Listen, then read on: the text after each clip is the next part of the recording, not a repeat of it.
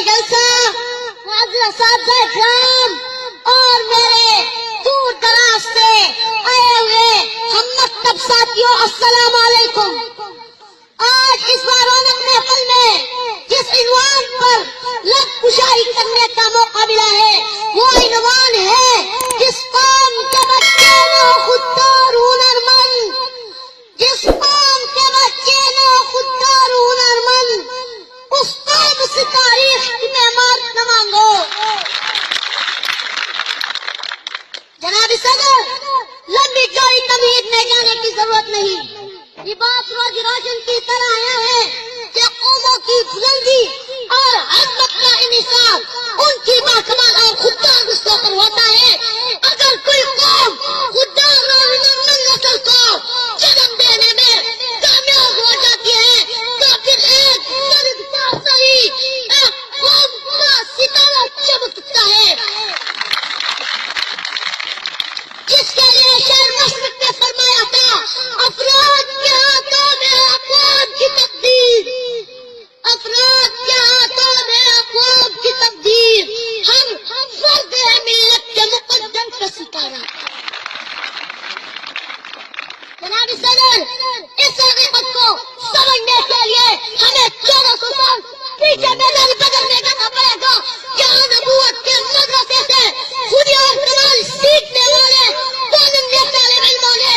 کفر کے سرخیل کو پیوندی زمین کرتے ہوئے ہمیشہ کے لیے یہ سنا بلند کر دیا کیا خودی اور کمال عظمت اور بلندی کا نشان ہے، تاریخ بنانے کی علامت ہے، مٹانے کی نہیں۔ اس لیے ڈاکٹر صاحب نے فرمایا تھا، خودی کو کل بلند اتنا کیا تقدیر سے پہلے، خودی کو کل بلند اتنا کیا تقدیر سے پہلے، خدا بندے سے خود پوچھے بتا تیری رضا کیا۔ جناب صدر، لب آخر کے لیے تاریخ کے رخ پلٹنے ہوں گے، سرزمین بر صغیر کو اسلام سے آشنا کرنے والے، باب الاسلام کے راستے توحید ایجنڈا لہرانے والے اس عظیم جماعت کا کمانڈر محمد بن قاسم ایک نارمل لڑکا ہی تھا جس نے خود اور کمال کی ایک لازوال داستان چھوڑ دی اور یہ اعلان کر دیا، اس قوم کو شمشیر کی حاجت نہیں رہتی، اس قوم کو شمشیر کی حاجت نہیں رہتی، اور جس کی جوانوں کی خودی سورج کھولا۔ لیکن جناب صدر، جو قوم اپنے اس عظیم فریضے میں طاقت سے کام لیتی ہے اور اپنی ابھرتی نسلوں کو تعلیم کے ذریعے خوددار اور ہنرمند بنانے میں کوتاہی کرتی ہے تو غلامی اس قوم کا مقدر اور پھر جناب صدر اس قوم کو مٹانے کے لیے وہ جو تلوار کی ضرورت نہیں ہوتی، وہ اپنے آپ مری ہوئی ہوتی ہے، جس کے لیے کسی نے خوب کہا ہے، یہ خوئی بدتون کٹ مروانی آ گئے، یہ خوئی بدتون کٹ مروانی آ گئے، یہ بے ضمیر قوم زمانوں سے مرائے۔ جناب صدر، اس کے لیے میں ماضی نہیں حال کو اتارگاہ پیش کروں گا۔ مٹھی بھر اسرائیل دنیا عرب کا چودھری بن کر ناسور بن چکا ہے اور شہنشاہ کے ہاتھ پاؤں پھول چکے ہیں۔ افسوس، صد افسوس،